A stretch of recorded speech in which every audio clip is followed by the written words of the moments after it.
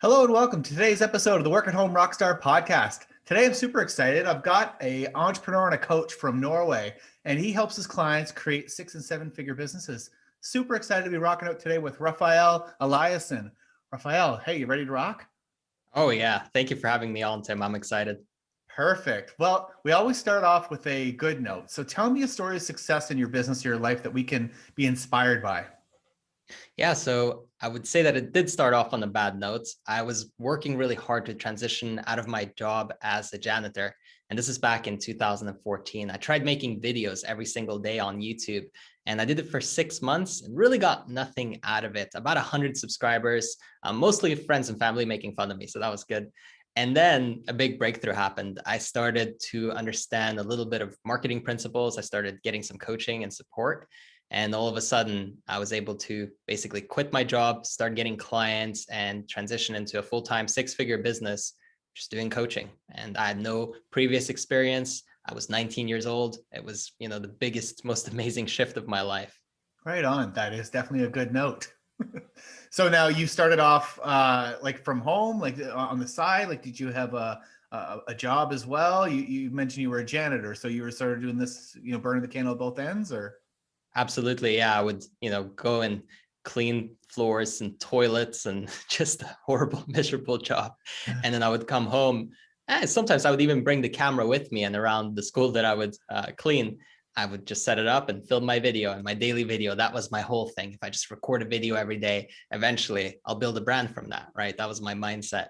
And it worked out pretty great in the long run, but in the short term, it was painful because there were days where I thought, what is the point? Nobody's watching. People are making fun of me. This is never going to work. I'm not credible. Who's going to listen to me, et cetera, et cetera. So yeah, I was just barely surviving and scraping by. I would take little odd jobs too, just to earn enough money to actually survive. And eventually I did manage to save up enough to buy a better camera and started making better videos, started marketing them better. And that's where all the breakthroughs really came from. Yeah, it's funny how that works, eh? And like even the people making fun of you. I mean, the irony of it is that that is definitely hits and likes, and it's people that are actually focusing on it. So, as tough as it is to fend off the negative feedback, any feedback is good feedback, I would assume, wouldn't it be? I have to agree. I think that it's not necessarily such a bad thing for people to criticize you. If you take it personally and you think, oh, there's something wrong with me and it affects your self-esteem, then you should probably take a look at your perception. That's the wrong way to take it in, right? Maybe use it as actual feedback, which commonly it is. It's just we don't like hearing it, especially when we're starting out. I think the biggest reason why is because we're embarrassed, right? We want to do this thing. We know it's sort of awkward. We know it's not that great. And so when people, hit that little sensitive spot, we really just freak out and start defending ourselves and, getting upset that everybody is hating on us, right? That's what I would say. Oh, the haters, the haters, they can all go away. But that was stupid because honestly, those people were trying to point me in the right direction and help me improve a lot of the time. Of course, some people are just purely negative and you shouldn't listen to them at all. But yeah, a lot of the time we misinterpret things, I think, and we take it out of context. You're right. Well, and they said there's no such thing as bad publicity, even the people that are criticizing you. But I always kind of look at it like, what about if you were like sort of a comedian? Well, people be laughing at you all the time. How come that's okay? I think the main difference is that when you're trying to put something serious out, you're expecting people to take you seriously. And then if they're laughing at you, you're sort of, upset by that. But on the other hand, people love to watch for whatever the reason is that they're watching. So if they think that you're funny and they just want to watch you and make fun of you that way, great, bring it on. Because eventually, like you say, you're going to have the last laugh, right? Yeah. And I think, when I was building it up, I thought, oh, I'll show them one day. And that was actually a good source of motivation. Let me prove it. I'm going to be great. One day, you're going to regret what you said to me, et cetera, et cetera. And honestly, that day never came because throughout that process, I evolved mentally and I started seeing things in a different light. Yeah. So I didn't want revenge. I didn't want to prove how good I was anymore because I was happy, right? You get comfortable in your own skin when you pursue your dreams and what you really want in your life, and you get to live everything that you wanted. you don't worry about who upset you, 5 years ago and start coming to them and showing off. And yeah, even with people that came back later and said, oh, wow, what you're doing is actually really cool. It's amazing to see how much you've grown, etc. I just figured, well, this is great. I mean, yeah, it's nice. I had nothing bad to say. I wasn't going to, bring up some past bad memory and sour the mood or anything like that, because I think you move on, right? If you just focus on your craft and honing it, you forget about everything else and everybody else's opinion of you. Yep. Yep. And I heard a quote one time. It was, I think it said, confidence is silent and insecurity is loud. And so I find that really interesting, that the people that are, just not letting any of that, they're not complaining, they're not doing anything, they're the people that are the most confident. Whereas the ones that are kind of tearing you down and all that stuff, they're just insecure themselves. Chances are they're making fun of you because you're going after something that they would never do. They don't have the confidence to do so. So they're trying to tear you down, right?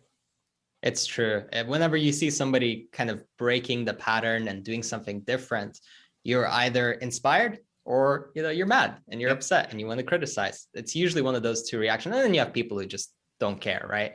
But a lot of the time in the beginning, when you're not very good at it, it sort of gives them a reason to really criticize. If you're great, you can still have some people, criticizing you, but as you improve on what you do, it's sort of harder, right? Because there's not that much to criticize. So now, I mean, it seems as though you've been the type of person that's really kind of embraced all those bad notes, we'll say, those mistakes that come along the way. But was there one, big one? Was there like a real sour note that kind of like knocked you off? And if there was there something that we can learn from that and maybe to avoid it in our journey? Sure. So I think probably the biggest pain point that I had was just trying to help everybody for free and thinking that somehow they would just be so grateful and they would get great results. And then they would want to pay me lots of money to show me how grateful they were, right? That was my mindset. And I thought, okay, let's just do free coaching sessions. So I offered free coaching sessions. And in fact, the results weren't bad, but they weren't great. And I started thinking, is there something wrong with me? Like, am I just not that good? Man, maybe I'll never get good at this, right? That's what started running through my head.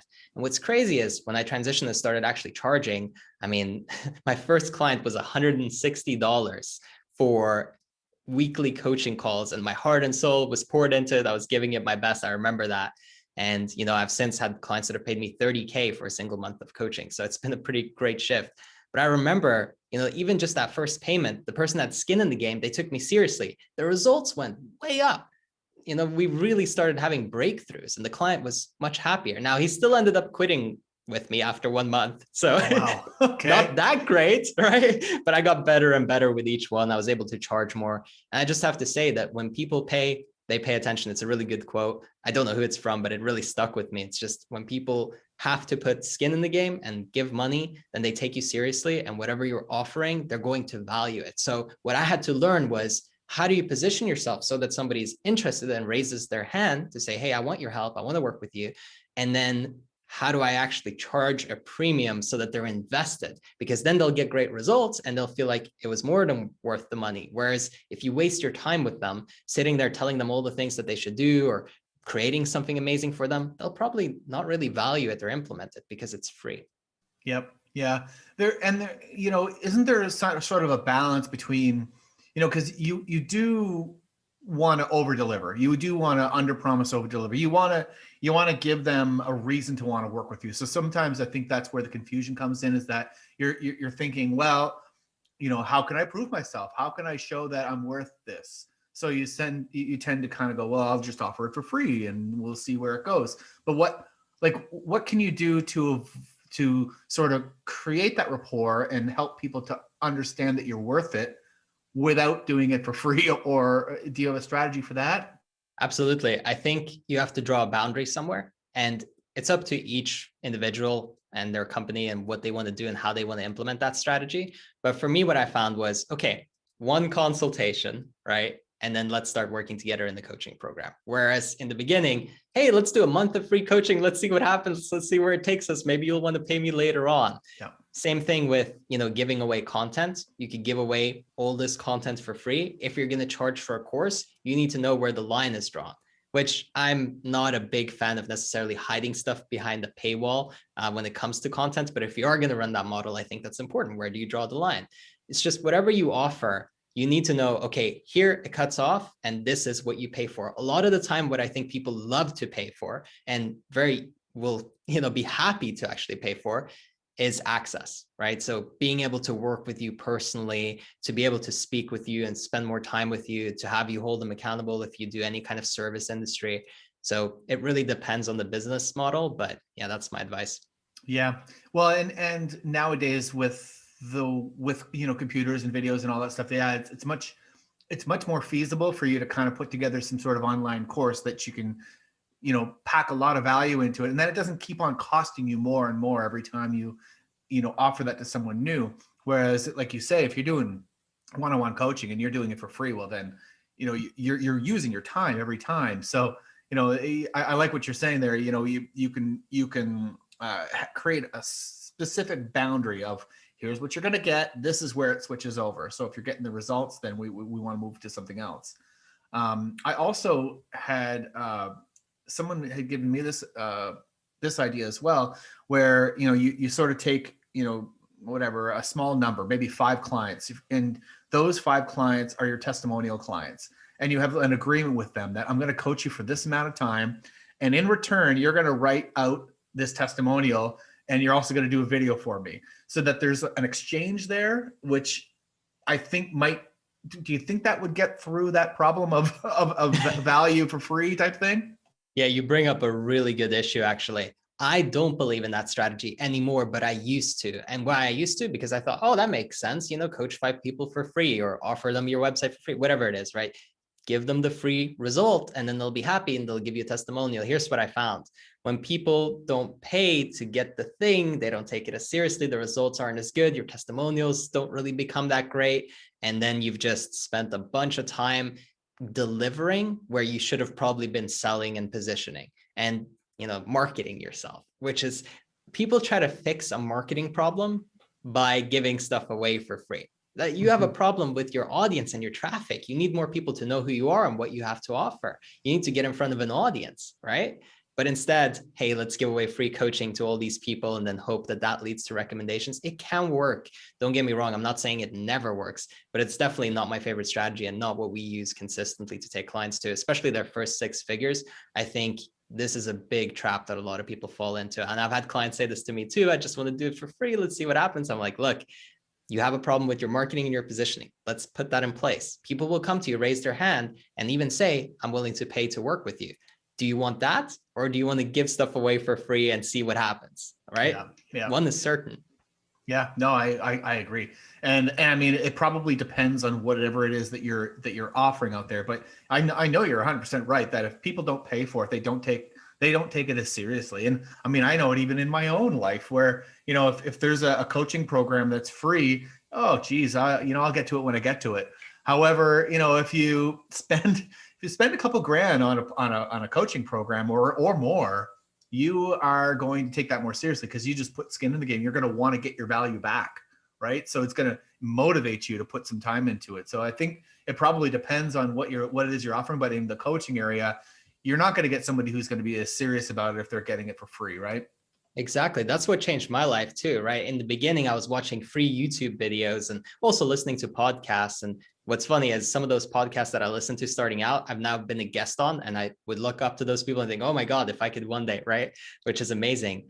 But I used to watch all this free content, consume all this free content, and then not get anywhere. And the moment that I paid for my first mastermind, I mean, I didn't have a big breakthrough in the first one, actually. So full disclaimer, but the second one that I paid for was massive, and the coaching that I got and the support that I got. But still, even in the first one, I learned so much. It was so valuable, and I paid thousands of dollars. And yeah, if you don't do that, I think you're pretty much just stuck because you're not willing to really make that investment and get the support systems that you need to take you to the next level. So then you just spin your wheels. That's what I was doing. Could have stayed there for 10 years like that. Yeah, I think what you can use those the free resources for is to get to know and create relationships, I guess, with these particular coaches and decide whether you want to actually go and buy the program. I love that so much. That's perfect. Yeah, it's more like Let's see who's a good fit for me. Let's see who I really resonate with. Not let's see how much value I could get out of this. And then let me go try and implement this on my own and not pay for anything, because the free stuff is designed to take you to the paid stuff from everybody, even the saints of social media that say that I have nothing to sell you, right? What ends up happening inevitably, they use it as brand to sell something high ticket, maybe to their client. In one way or another, there's some type of benefit that's being had as a result of the marketing that they're doing. And so I don't think that's a bad thing. That's beautiful. That's amazing. That's how it should work, right? It incentivizes them to make great content and to inspire millions of people and reach all these people and change their lives. So the free content is great and it can get you kick-started. But once you're serious and you're trying to build real momentum, I do think you need help. Nice. So now let's just say I'm getting ready to start a business. Maybe I'm going to do some videos or a podcast or something like that. And I'm like, but I don't know if I'm really ready. I don't know if I've really got my craft figured out yet. So what would you say about getting good at what you do? Like, how would you deal with practicing? I think the first thing is you got to know who you're talking to. So if you don't fix that problem, then just doing the thing, that's what I started with. Big mistake, 6 months to a year. I could have grown way, way quicker. So know who you're talking to first, figure out your client avatar, your ideal customer. But once you have that down, just go. Right? Just make a list of all the ideas, all the topics. And by the way, borrow from other people who are creators that you look up to. Just take their topic title and then put your own spin on all the content. Don't steal the content. That's kind of bad. But take their topic, get inspired by what they talked about, and then now give your opinion on that. And you can write out a little list, a few bullet points. It's a pretty easy way, just 5 bullet points of stuff I'm going to talk about in this video. And then you just go through those 5 bullet points. Don't write out every single word and script everything perfectly. It loses some of the authenticity and energy behind it when you do that, at least in my experience, right? People are different, so people might want to script. But what I found is if you just have, okay, this is what I want to talk about for my audience, because I know they're interested in this. Okay, now let's record. And whether you're doing a podcast or YouTube or all of the platforms and you're trying to micro content and redistribute everywhere, great. It doesn't really matter. What matters is build consistency. I posted every single day for a year. It changed me as a human being on a fundamental level. My character shifted, right? I stopped being this guy who would one day, I actually used to be really overweight. I lost about 65 pounds. And I used to be the guy who would say, I'll start on Monday. In fact, like my grandma would even support me. She would be like, yes, let's start on Monday together. And it's funny because guess what? Monday comes around and we would never start. And it happened over and over and over again.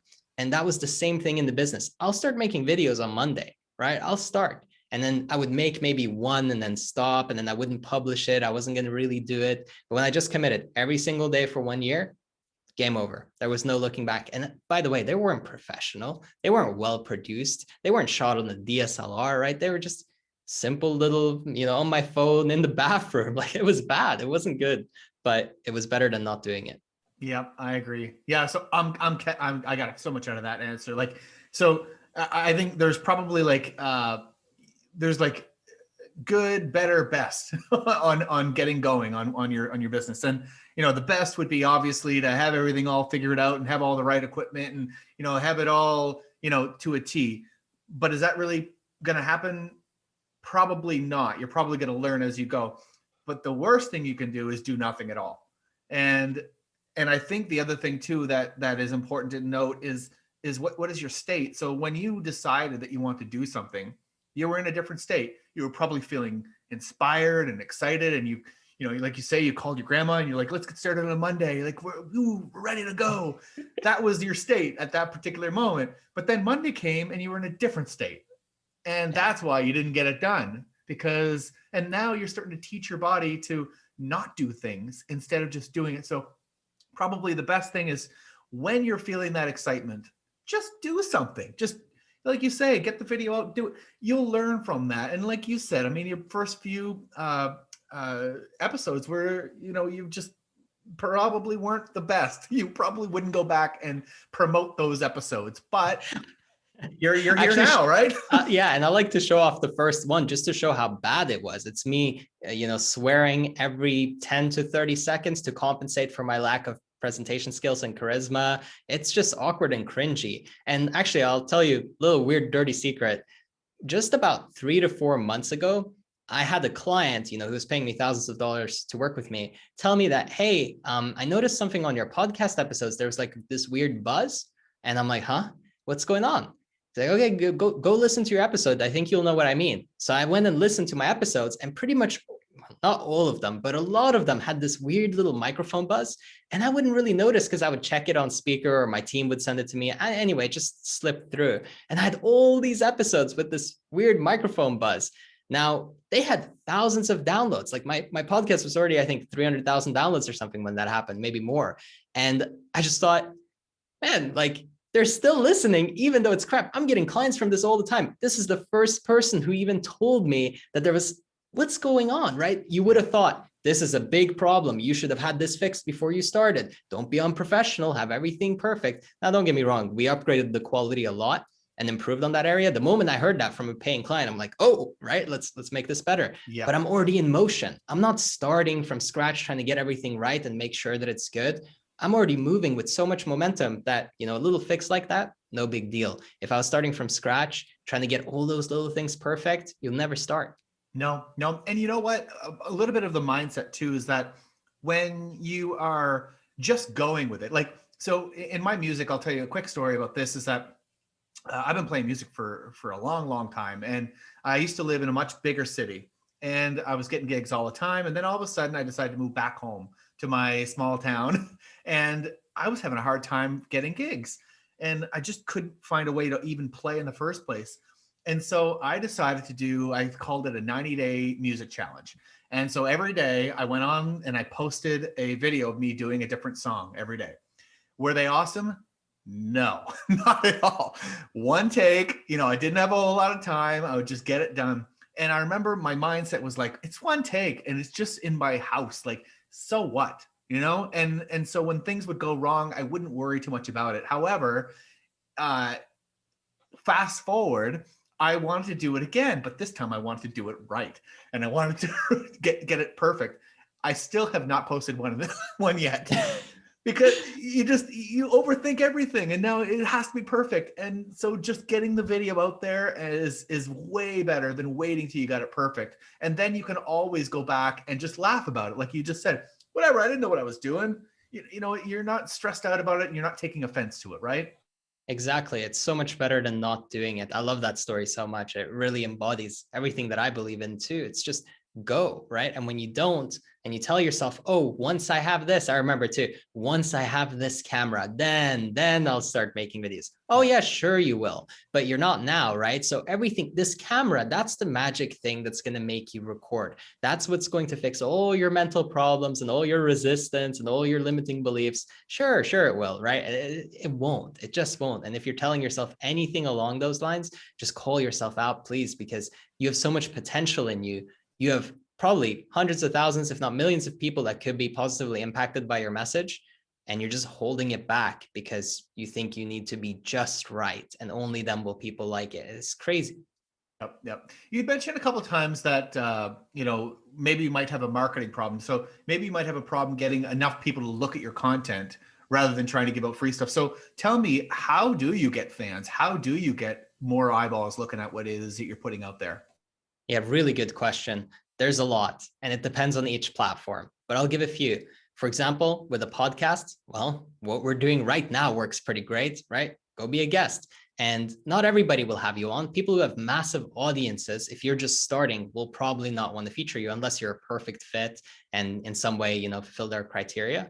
But smaller creators, people who have, a few thousand listeners, pretty easy to connect with. They need more guests. It makes it easier for them to create content. So when you reach out to them, they're usually happy. They're like, oh, great, this person wants to come on the show. And well, awesome, right? They usually don't have monetization. They don't have some high ticket thing on the back end. They don't know what they're doing. They're just getting started and building some momentum. So they love having those conversations. On YouTube, one big thing was just finding channels that were in my niche. So I would find motivational channels when I was starting out. And I was one of the first people to actually do this back in, I think, 2014 or 15, early 15, maybe. I would send them my speech and say, hey, would you use this in your motivational videos? They would only use like Les Brown and Tony Robbins at the time. And so I was one of the first people who realized, wait, they're using these big names. what about me? What if I could get on there? And they had, hundreds of thousands of views, a lot of them. The first Wow. one I did like that, I remember I paid $100 to have him make the video, so for the edit, and also post it on his channel. He had about 10,000 subscribers at the time. The video went viral. It got about 500,000 views. I don't know what the exact return of that video is anymore, but let me just tell you, like, tens of thousands, multiple, like probably closer to 100K return off of the branding and the client acquisition that I got from that one collaboration. So when people are afraid to treat their brand like a business, I cringe a little bit, because I think, well, if you just spend a little bit of money or time, either one's okay, but I prefer money because it's easier, then people will promote you, drive you traffic. And then if you have an offer in your content, you won't just make the money back, you'll be multiplying it. It's like printing cash. And for some people, they think that, this is risky. What's risky is not doing it. What's risky is waiting and hoping that your YouTube video that you made on your channel with 10 subs is going to do something. It's not, right?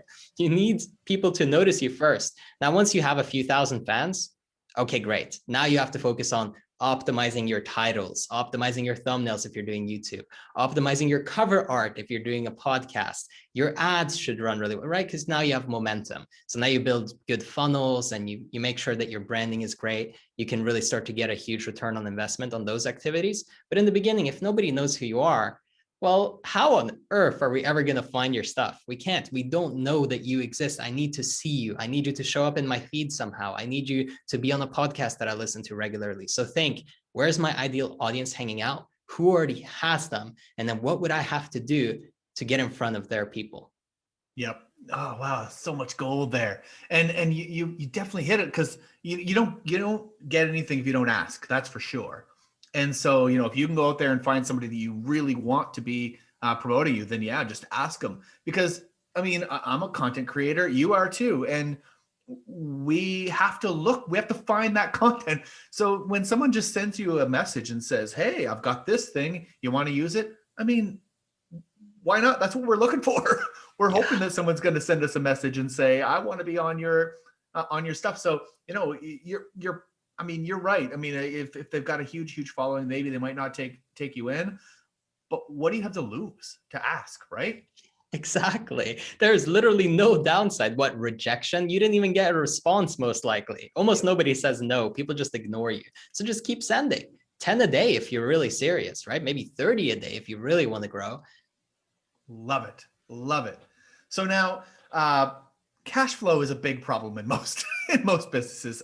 It's a matter of like, you mentioned that why don't you take a little bit of money to put together something, but how do you manage that to make sure you got more coming in than going out?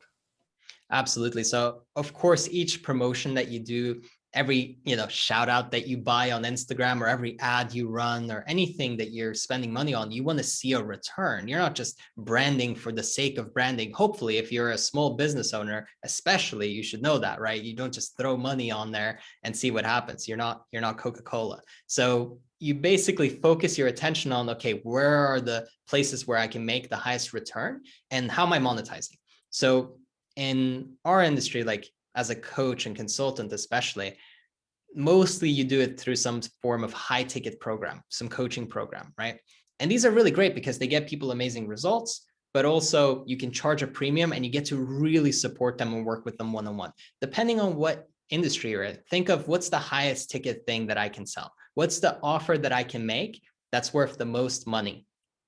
Now, what we want to do is drive traffic to that, right? So we want to bring that audience that's just learning about us and have them see, oh, here's my offer, so that they can convert because they want to convert, right? It's not because, oh, we want to trick people into spending money with us. We're stealing this audience. And some people really twist this and make it very negative. It's show them that you exist, and then let them know that you have something cool to offer that they'll probably like, and let them know that it's not for everybody. Right? In the beginning, focus on the high ticket because it's easiest to make your return that way.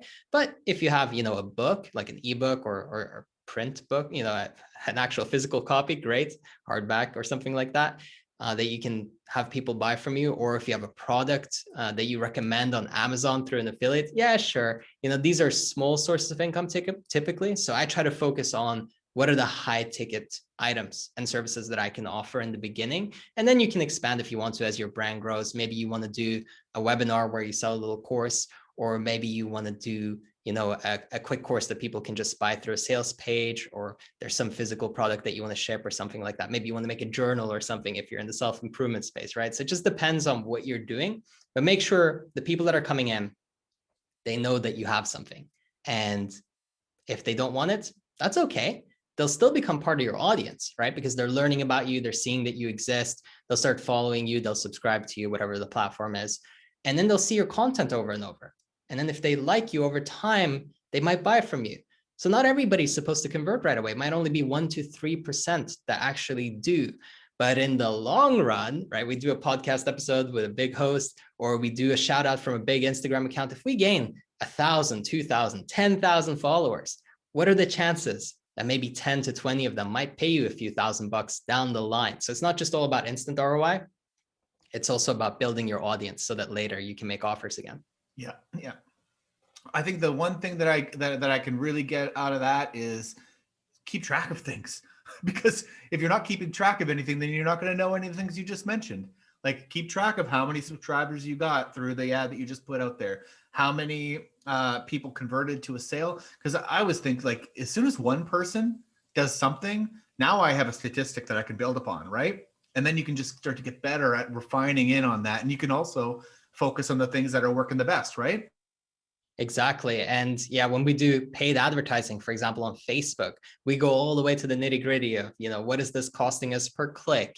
What does this cost us per conversion? What's the lifetime value of this customer? Because it's not just about how much we made off of them right now. How much are they worth over a 6-month to 1 year period, or even longer? So you get really into the details and you start looking, you might on first impression think, $5,000 in Facebook ads. No, that's crazy. I'm not making anything on this. I only made one sale for $1,000, but lifetime value, 10 grand. And then maybe you made a few extra sales later because now they're on your email list, and then they booked or bought.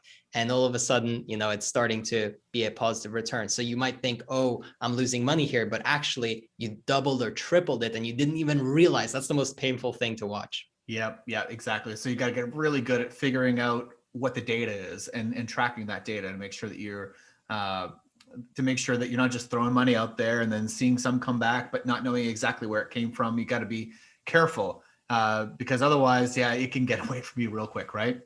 Exactly. So now it's time for your guest solo. So tell me, what's going on in your business? What can you tell us that you're really excited about? Yeah, so we're running a program for entrepreneurs, helping them build to 6 and even 7 figures all the way from scratch. And really, it's best for people who are service providers or have some high ticket item that they want to sell. And we do a free consultation. So if you want to work with us, it'll be a call with either me or somebody on my team, erafael.com. And there you can just sign up and book a time. And if we're a good fit, awesome. If not, you'll walk away with some value and you'll know the next steps that you need to take in your business. So it's pretty much win-win either way. Awesome. And what would you say would be, let's say you're describing your perfect fit. Like, who would I be? Yeah, you're probably somebody who is very creative, likes to make content, wants to grow and build your brand, wants to get high ticket customers, wants to do multiple 6 and 7 figures. And you want to work from home. That's probably the biggest thing. You want to run your business on your own terms.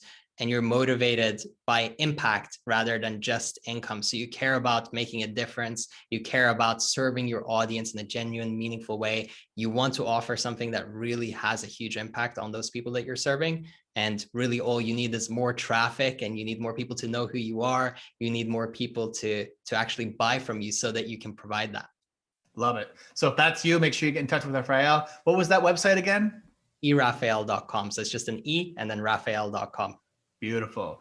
Thank you so much for rocking out with me today, Rafael. This has been a lot of fun. It's been great, Tim. Thank you so much for having me on. And to the listeners, make sure you subscribe, rate and comment. And if you can leave me a review, that'd be fantastic as well. And we'll see you next time on the Work at Home Rockstar podcast.